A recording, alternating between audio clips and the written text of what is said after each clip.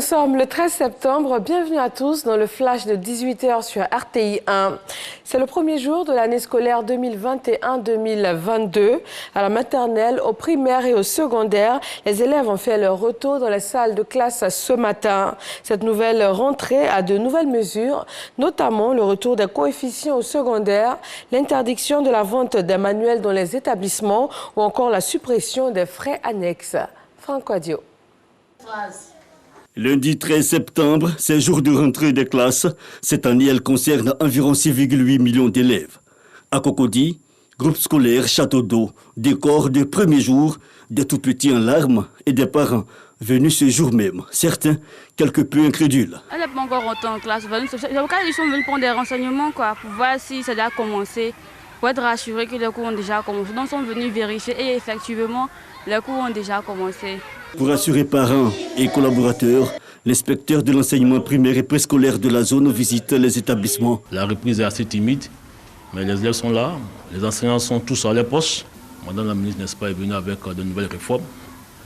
Et donc, nous avons déjà commencé à informer nos enseignants pour dire que cette année, le français, n'est-ce pas, va occuper pratiquement 50% du temps d'apprentissage, suivi donc des mathématiques à 40% et puis les autres 10%. Des élèves satisfaits de reprendre dans un autre quartier de la commune, Cocody à Toban. Quelques heures plus tôt, les élèves sont présents. Attention, prêt pour la montée des couleurs, CM2, 1 et 2. Salut! Oui, je suis très contente. Je vais bien travailler pour avoir mon CEP.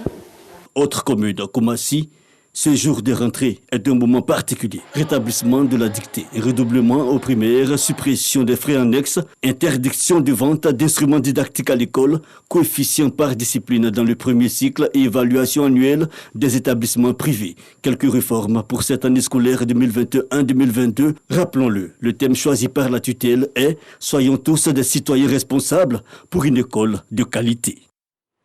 Et pour cette qualité de l'école, la recherche de l'excellence est mise en avant. Dans la commune d'Atekoubé, les meilleurs ont été célébrés. Ils sont au nombre de 2000. Et cette reconnaissance a aussi pour but de motiver tous les autres à avoir de meilleurs résultats cette année.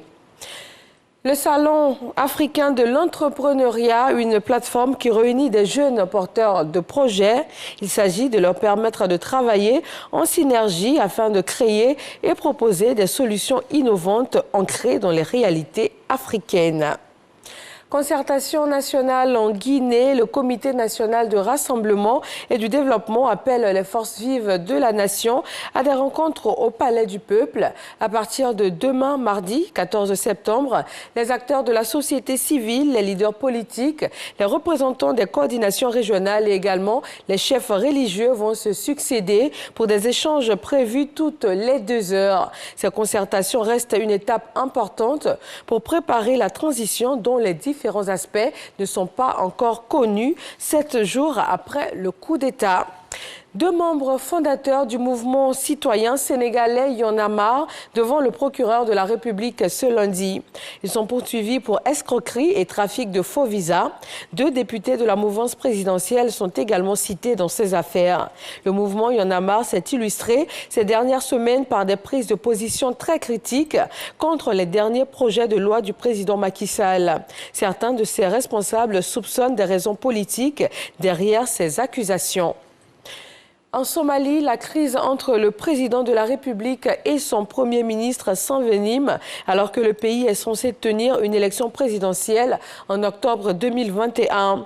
La crise a débuté en début d'année quand le chef de l'État a prolongé de 2 ans son mandat qui venait d'expirer. Hier dimanche, devant cette même délégation des Nations Unies, le premier ministre a assuré que le scrutin se tiendra comme prévu malgré les tensions au sommet du pouvoir. Et puis, le gouvernement en Argentine du président argentin Alberto Fernandez a subi une défaite inattendue hier dimanche aux primaires. Défaite dans 17 provinces sur 24, même dans celles de leur bastion.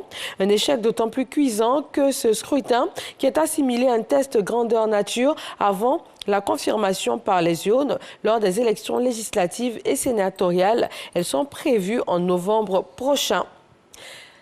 C'est tout pour ce bref point de l'actualité. Merci à tous de nous suivre sur RTI 1. Rendez-vous à 20h.